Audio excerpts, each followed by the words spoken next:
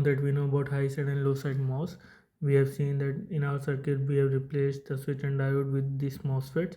And the thing to figure out next is how can we get this MOSFET working. So as we know from theory that if we apply a potential at the gate terminal, this MOSFET will be going. So a quick recap on how this MOSFET works. So let me draw a symbolic representation of N channel MOSFET. So here is our drain, source and gate, and from theory we know for operation we need VGS should be greater than VTH or VG is greater than VS. All in all, what it means is that the gate should be at higher potential than the source, and then only this MOSFET will be switched on. So if you remember from our previous circuit and video, our high side driver is facing a very peculiar problem. So let me draw the high side circuit again. We have connected our V into the drain, and the source is connected to the ground via a resistor R. So what happens when the MOSFET is on? So when the MOSFET is on, VD and VS is equal to Vin. So that means source is sitting at V input potential. Now VG should be greater than Vin, then only the MOSFET will be on. So how we will tackle this problem? So the very first idea that comes to our mind is using a different voltage rail and supply it at the gate terminal, or a smart trick will be to use V input supply only, or the very third option is to use a high side driver. And as an engineering student, if you are drawing this circuit on a PCB, the option 1 and 3 is out of question because it will take a lot of space on the PCB and we can do better. So the only option that we are left among these three are option 2, and here comes the idea of bootstrapping.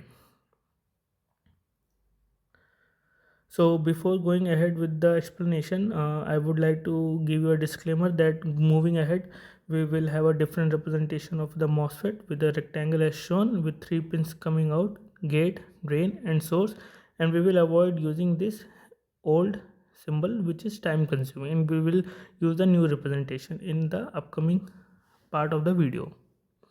So what is bootstrapping? We'll have a look at the idea and how the circuit looks and what is the goal behind it. So starting with the idea is to use a input supply voltage, and with the help of the active or passive element in the electronic to boost the voltage momentarily at some point.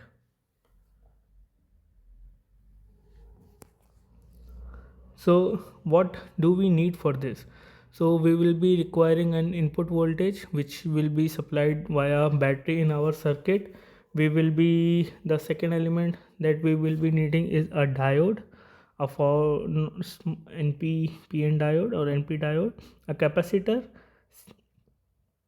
So this, with the help of these three elements, we can draw our circuit and we can momentarily boost the voltage. So how the layout will be? So here is our V input supply, the diode is a forward bias diode, and the capacitor C connected to a switch which is grounded.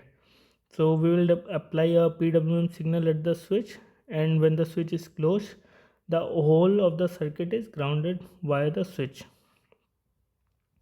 So now we take from the middle of the circuit, we take out a node and add a resistor to it and take out the output voltage at that point.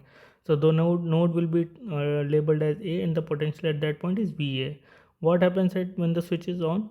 So when the switch is on, the capacitor C charges, and when the capacitor is charged, we open the switch, and what happens then, that the current cannot go back in the circuit because of the reverse bias of the diode, and the only path is through VO, wire resistor are at VO. So the current will be I cap, and the voltage supply is also forward biased by the diode, and the current through resistor R will be Vin. So what will be the potential at VA? VA will be V cap plus Vin. So if you look at the formula, VA is the sum of two voltages. So we have achieved a higher potential at A than the input potential. The voltage drop will be across VO and VA will be I into R. Now if we use a high side switching in terms of kilohertz, what will be the potential at VA can be equal to 2 times of voltage at Vin, or can be slightly less than Vin. So now if you see that VA is at a higher potential momentarily, and we have achieved the boost that we will be requiring in the circuit to switch on the gate for the MOSFET. So that is the idea of bootstrapping. So we'll label the capacitor CB and diode DB.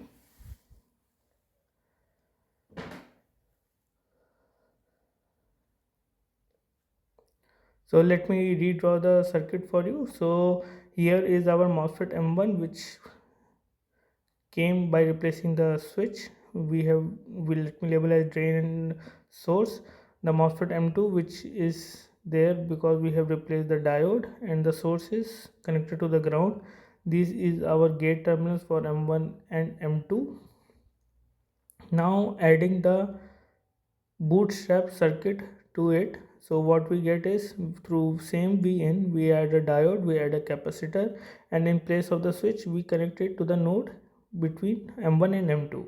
So when the switch is on, when M2 is on, the whole circuit is grounded, and VA will be the again the middle point of the circuit, and take it out and connect via resistor R1 and R2 to the gate terminal of M1 MOSFET. When we apply a PWM signal at M1 and a PWM signal at M2, what do we get? So when M2 is on, the source of the M2 is connected to the ground, and the gate will be at higher potential because of the PWM signal. So MOSFET M2, for low side MOSFET there is not a problem. Let me label the other our supply V in. So what happens when M2 is on? When M2 is on, so one thing, let me label the part of the circuit C boost, R1 and R2.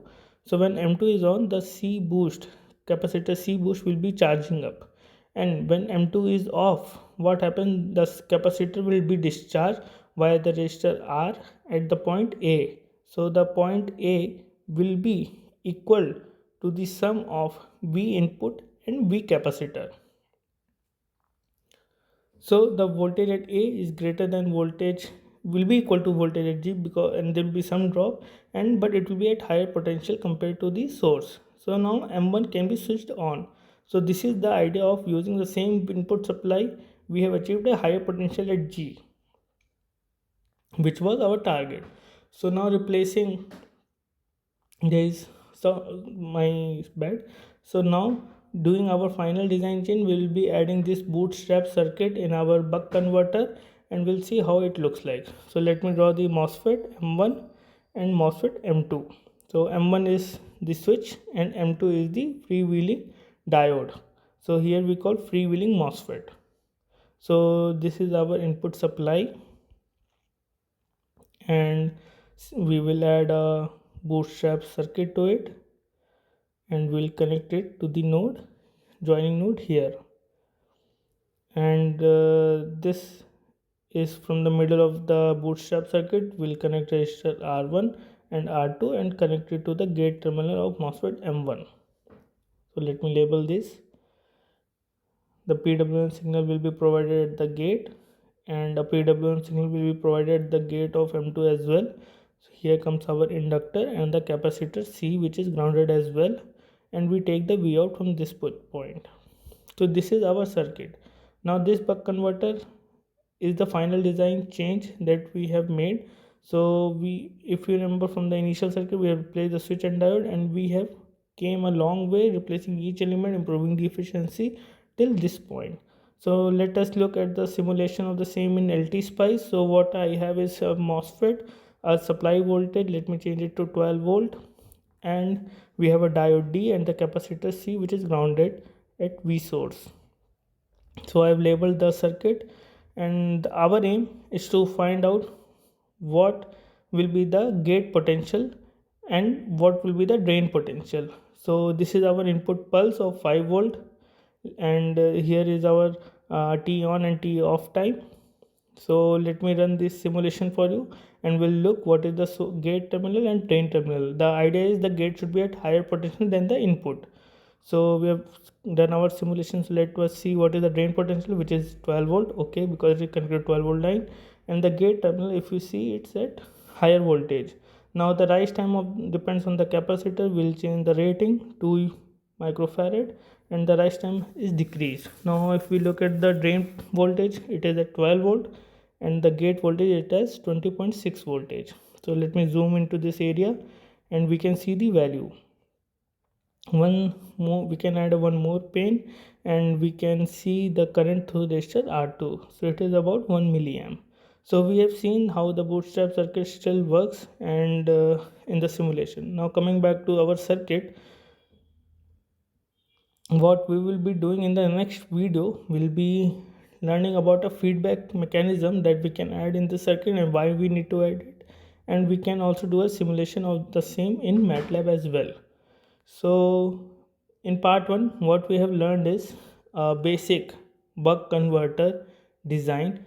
We have started from an ideal circuit and matured it, and we have achieved a mature buck converter design. We have learned about MOSFET, basically high side and low side MOSFET. We learned about bootstrapping, the two very technical terms in this field, and we have seen the simulation of the same. So how this video will be going forward will be, we have built the circuit right now, we will be adding a controlling mechanism, and the third will be doing the simulation on MATLAB.